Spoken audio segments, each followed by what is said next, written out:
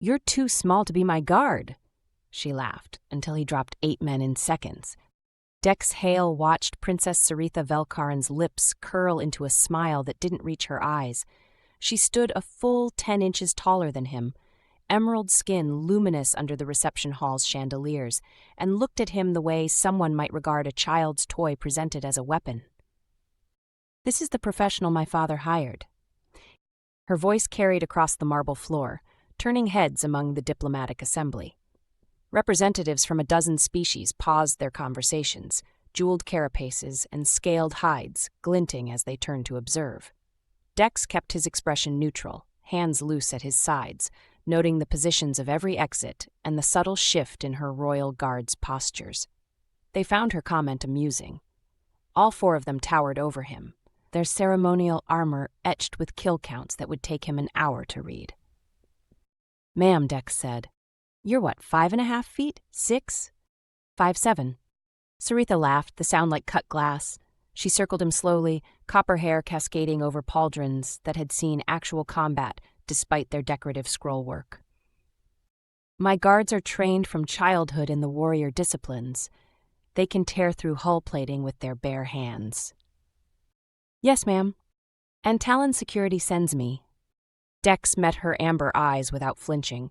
She wanted a reaction, some display of injured pride or defensive posturing. He gave her nothing, just tracked the movement of servers through the crowd, marked the diplomatic attaché Orin Thask hovering near the eastern colonnade, catalogued the ventilation patterns disturbing the hanging silks. "I read your file," Saritha continued, leaning down to speak closer to his ear. Her breath was warm, scented with something like cinnamon. "Former special operations, impressive survival rate. But those were humans you fought, weren't they? Small, fragile things like yourself." "This station hosts species that would snap you in half." "Yes, ma'am." She straightened, dismissing him with a gesture to her guards. "Keep him out of the way. I won't have Earth's diplomatic reputation damaged by their security contractors' poor judgment." Dex stepped back to the perimeter, letting her rejoin the Zethian ambassador in conversation about trade routes. He didn't care about her opinion. Pride was a luxury. Survival was mathematics, and right now the numbers weren't adding up. 3 servers had passed the same section twice. The ventilation system was running cooler than standard. 2 of Saritha's guards had shifted to create a gap in their formation. Orin Thask kept checking a datapad, fingers moving in patterns too quick for casual reading. Dex touched his comm subvocal. "Command Hale, something's wrong." Static answered. Dead channel. He felt his pulse slow into combat rhythm, everything sharpening into hyperclarity. No comms meant jamming. Jamming meant... The servers moved as one. 8 figures shed their disguises, weapons appearing from catering carts and behind decorative pillars. Dex was moving before the first scream, his body responding to threat assessment. His conscious mind was still processing. A plasma pistol cleared his jacket, the familiar weight settling into his grip like shaking hands with an old friend. The lead assassin raised a pulse rifle toward Saritha. Dex put 2 rounds through his throat and another through the rifle's power cell. The explosion took down the attacker beside him. 3 seconds. Saritha stood frozen, her mouth still open in the laugh she'd been sharing with the ambassador. Her guards were reaching for weapons, their traditional honor-bound protocols demanding they assess the threat before responding. Dex had no such handicaps. He dropped low, sliding across polished marble as energy bolts scorched the air where his head had been. His shots were surgical. Throat, center mass, weapon hand. An attacker charged from his left. Dex redirected his momentum with a strike to the knee that shattered bone, following through with his elbow into the falling alien's temple. The body hit the ground before its finger left the trigger. 6 seconds. 2 assassins converged on Saritha's position. Her guards finally moved, but Dex was faster, his smaller frame allowing him to weave through the panicking crowd. He fired over a fleeing diplomat's shoulder, the round catching an assassin in the eye. The second one got his blade up, a wicked curved thing designed to gut through armor. Dex deflected it with his forearm guard, stepped inside the alien's reach, and drove his pistol's barrel up under the jaw. The muffled shot sprayed green across a priceless Korvathi tapestry. 9 seconds. The last attacker had Saritha, one arm locked around her throat, using her as a shield. But Dex recognized the grip, saw the angle, understood the weakness. He fired twice, once through the assassin's foot, making him drop his guard, once through his weapon hand. As the alien reeled back, Dex closed the distance and delivered a strike to the nerve cluster behind his ear that dropped him like a puppet with cut strings. 11 seconds. Silence crashed over the reception hall, broken only by the whimpering of wounded diplomats and the sizzle of shorting electronics. Smoke curled from blast marks on marble. Blood, red, green, purple, pooled across mosaic floors depicting ancient peace treaties. Saritha stared at him, blood spattered across her ceremonial whites. Her expression caught somewhere between shock and something else he couldn't name. Her chest heaved, breath coming in sharp gasps. "Are you hurt?" His voice cut through her paralysis. She shook her head mutely. "Then we move, now." "Stay with your princess," Dex ordered them, already scanning for secondary threats. He knelt beside the closest body, checking for identification. Nothing. Professional work. He moved to the next, then froze. The face was familiar. Orin Thask lay among the dead assassins, a weapons harness visible beneath his diplomatic robes. "No," Saritha breathed, seeing it too. "Orin's been with my house for 15 years. Then someone's been planning this for at least that long." Station alarms began wailing, emergency protocols locking down sectors. Red emergency lighting washed the hall in blood-colored shadows. Dex helped Saritha to her feet, noting how her hand trembled in his, how her amber eyes kept darting between the bodies and his face. "You're saying someone in my delegation is trying to kill you, yes, ma'am?" Her guards formed up, weapons drawn, but Dex saw them exchange glances. Uncertainty. One of them had been Orin's frequent companion. Another had family in the military command structure back home. Trust was now a liability. "Station's in lockdown," Dex said, checking his tactical display. "We've got maybe 5 minutes before whoever paid for this sends cleanup. We need to move, and we need to assume everyone's compromised." "You can't possibly think—" 11 seconds. She blinked. 8 attackers, dead in 11 seconds, while you were still processing what was happening. He met her eyes, his voice flat. "So yes, Princess, I can possibly think a lot of things, and right now I'm thinking that your size, your strength, your warrior traditions mean nothing if you're dead. We move. Now." For the first time since he'd met her, Saritha Velkaran had nothing to say. She simply nodded and let him lead her into the smoke. The maintenance corridors of Obsidian Gate smelled like recycled air and desperation. Dex led them down a ladder that forced Saritha to duck, her armor scraping against walls designed for species half her size. Behind them, the sounds of pursuit echoed through ventilation shafts, voices shouting in her native tongue, the heavy tread of boots on metal grating. "This is beneath the dignity of the Velkaran house," one of her guards protested. Dex didn't slow. "Your princess being dead is also beneath her dignity." He'd left 3 of her guards at a junction 2 levels up, sent them to draw off pursuit with their bulk and bright armor. Only Captain Rena remained, her expression suggesting she'd prefer to be anywhere else. Saritha herself had stripped off her ceremonial pauldrons, leaving her in the fitted underlayer that did nothing to hide her warrior's physique. The corridor opened into a broader tunnel, its walls slick with condensation. Dim emergency lighting cast everything in sickly green. Dex held up a hand, listening, voices ahead, rough and varied. The station's underbelly came alive during lockdowns, predators sensing opportunity. "We can't trust the main routes," Dex said quietly. "Anyone with credits can buy eyes down here." "Then where are we going?" "Someplace they won't expect." He led them deeper, past rusted airlocks and makeshift shanties where station refugees made homes in forgotten spaces. Alien eyes watched from shadows, species Saritha probably didn't even know existed, the forgotten and unwanted of 100 worlds. She moved closer to Dex without seeming to realize it, her hand resting on the ceremonial blade at her hip. They emerged into what might have been a cargo bay once. Now it served as a market, illegal goods spread on tarps, dealers hawking everything from stolen ration packs to military-grade weapons. The crowd parted reluctantly, sizing up the obvious nobility in their midst. A Krovan with mandibles filed to points stepped into their path. 7 feet of chitinous muscle, gang marks tattooed across his thorax. Lost, pretty bird? Rena's hand went to her weapon. Dex touched her wrist, subtle pressure that said stand down. He moved forward instead, putting himself between the Krovan and Saritha. We're passing through. Tolls 50 credits each. We'll take another route. The Krovan clicked his mandibles, amused. Other dealers were watching now, scenting easy marks. Saritha felt the weight of their attention like a physical thing, dozens of predators evaluating prey. Her hand tightened on her blade's hilt. Dex's voice dropped lower, words meant only for the Krovan. You've got a scar on your left thorax plate, second segment. Plasma burn. Military grade. You've done time in a real war, which means you can count. Count the bodies I'd have to make to walk through here. Count the cost of cleaning them up. Count how long station security would let you operate after that kind of attention.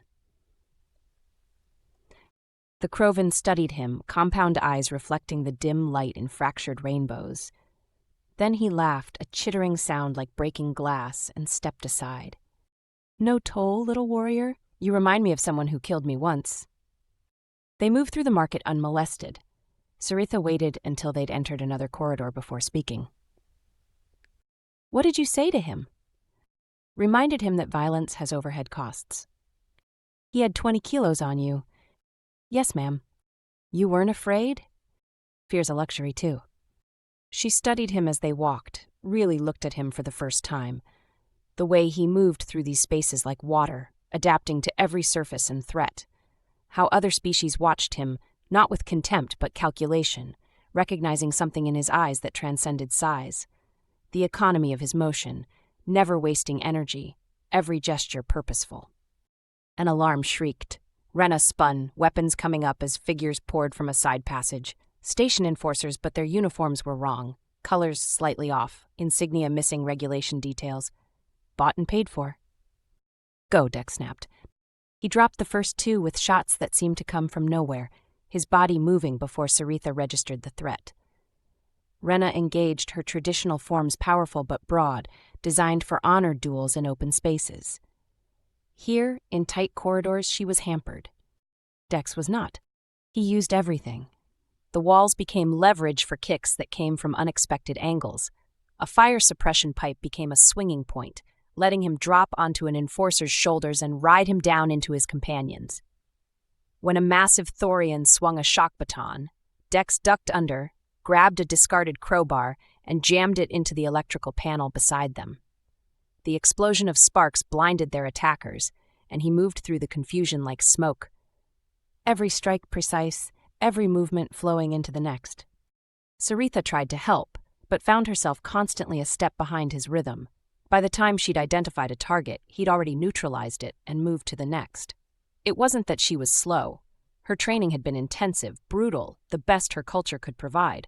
But his combat was something else entirely. Not stronger. Not faster in raw terms.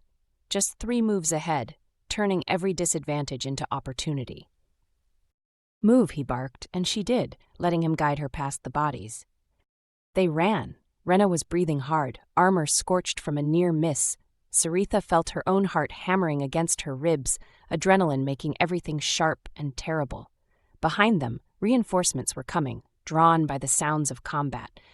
Dex pulled them into a narrow gap between bulkheads, barely wide enough for Saritha's shoulders. They pressed into darkness, his body against hers in the confined space, his breath controlled while hers came in gasps. She could feel his heartbeat. Steady, despite the violence they'd just survived. Minutes passed. Boots thundered by their hiding spot, voices shouting coordinates. Slowly, the sounds faded. You're bleeding, Saritha whispered. She'd noticed the dark stain spreading across his jacket. He glanced down, seeming surprised. Caught a blade shallow. Let me see. We need to keep moving. Something in her tone made him comply. They moved to a slightly wider space, emergency lighting casting them in red shadows. She helped him out of his jacket, her hands gentle despite their size. The wound across his ribs was clean but deep, still seeping blood. Saritha opened a medical kit from Rena's pack, her training taking over. She worked in silence, cleaning and sealing the wound with practiced efficiency. Her fingers, so deadly in combat, moved with surprising delicacy against his skin. He didn't flinch, just watched her face, and she was suddenly aware of how close they were, how her hands lingered against his ribs longer than necessary. "You took this protecting me," she said quietly. "That's the job. On my world, a warrior who sheds blood for another has earned their respect."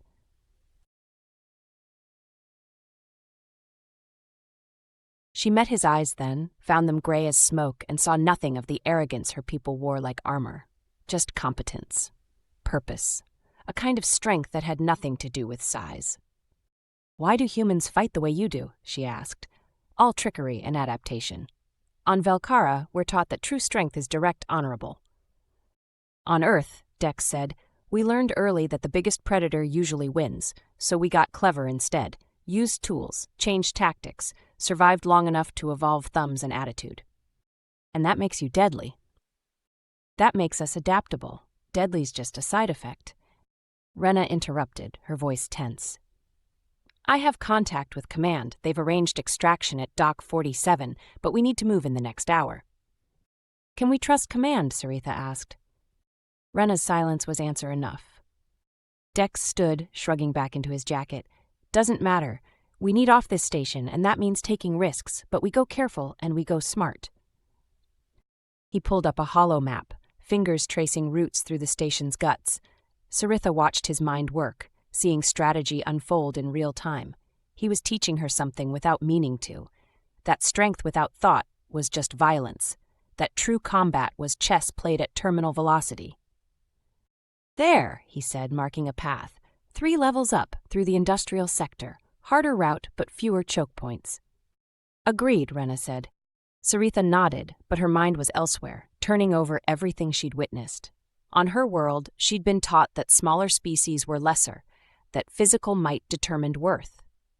Watching Dex fight was watching that belief crumble. He didn't overcome his disadvantages. He weaponized them, made size irrelevant through pure tactical superiority. They moved out, heading deeper into Obsidian Gate's mechanical heart. Behind them, the hunt continued, but now Saritha found herself watching Dex's back, not with skepticism, but something approaching awe. And beneath that, something warmer she wasn't ready to name. The information broker's den occupied a gutted fuel storage tank 3 levels below the commercial districts. Skitch, a reptilian creature no taller than Dex's chest, with scales that shifted colors to match his mood, hunched over a dozen data screens, claws clicking across interfaces faster than Saritha could follow. "You've made powerful enemies, Princess," Skitch said without looking up. His scales flickered anxious yellow. "Half the mercenary guilds on this station have your bounty posting." "Who's paying?" Dex asked. "That's the interesting part." Skitch pulled up files, encryption keys dancing across screens. "Money's routed through 6 shell corporations, but I traced it back. Commander Vorath Velkharan, your betrothed, Princess." The words hit Saritha like a physical blow. She gripped the edge of Skitch's desk, metal groaning under her fingers. "That's not possible. Vorath and I have been promised since birth." "Your diplomatic mission ends the border conflicts in the Korvan Reach," Skitch interrupted, scales flashing red. "Which ends the military contracts your betrothed profits from. Billions in procurement deals, Princess. Private security forces he commands. All gone if peace breaks out." Saritha's laugh was brittle, sharp enough to cut. "I've spent my entire life preparing to be his partner, and I was just collateral?" "You were a problem to be solved," Dex said quietly. She turned on him, amber eyes blazing. "Don't pity me, I'm still a warrior of House Velkharan." The explosion took out Skitch's outer door. Smoke and fire billowed through as figures poured in. Professional killers this time. Military-grade armor and weapons hot. Dex moved on instinct, dragging Saritha behind a support beam as plasma bolts seared the air. Rena returned fire, but the attackers had studied her style, were already compensating. Dex shouted to Skitch. "Maintenance shaft, north wall." They moved, but the space was a killing floor. A bolt caught Saritha's shoulder, spinning her around. She hit the ground hard, armor cracked, blood welling green against her skin. Rage flooded through Dex, cold and tactical. He vaulted over their cover, firing as he moved, headshot, center mass, weapon hand, targeting in fractions of seconds. An attacker came at him with a vibroblade. Dex redirected the strike into the alien's own teammate, used the momentum to break the first attacker's elbow, finished with his pistol against the second's temple. But there were too many. A heavy round caught his left arm, the impact like being hit with a hammer. He kept fighting, switched hands smoothly, but his magazine was running dry. Sarita surged to her feet with a roar that shook the tank's walls. Wounded, furious, she crashed into the line of attackers like a storm. Her blade sang through armor, her free hand grabbed an alien by the throat and used him as a shield. She wasn't fighting with form anymore. This was primal, rage given physical form. Together they carved through the assault team. Dex's precision and her power moving in concert, anticipating each other's rhythms. When she committed to a strike, he covered her flank. When he needed space, she created it with devastating sweeps. The last attacker tried to run. Dex put him down with a round through the leg. "Talk," Dex said. "Who sent you?" The alien just laughed through pain. "You're already dead. Commander's got every dock locked down, every exit covered." Rena executed him with a single shot, then pointed to a service corridor. "There, abandoned hab unit, we can regroup." Inside was exactly what you'd expect from forgotten station real estate. Broken furniture, flickering lights, the smell of recycled air that had seen better days. But it had walls and a door that still locked. Dex swept the space, while Sarita sank against the wall, her hand pressed to her shoulder. The adrenaline was fading, leaving shock in its wake. "He wants me dead," she said, "my own betrothed." Rena took up position by the door. Dex knelt beside Sarita, pulling out what remained of his medical supplies. "Let me see." She moved her hand, revealing the plasma burn. He worked in silence, cleaning and sealing. She watched his face, studied the concentration there, the small scar on his jaw, the gray eyes that never stopped calculating. "You're still bleeding," she said. "I'll live. Hale." He looked up, found her staring at him with an intensity that had nothing to do with combat.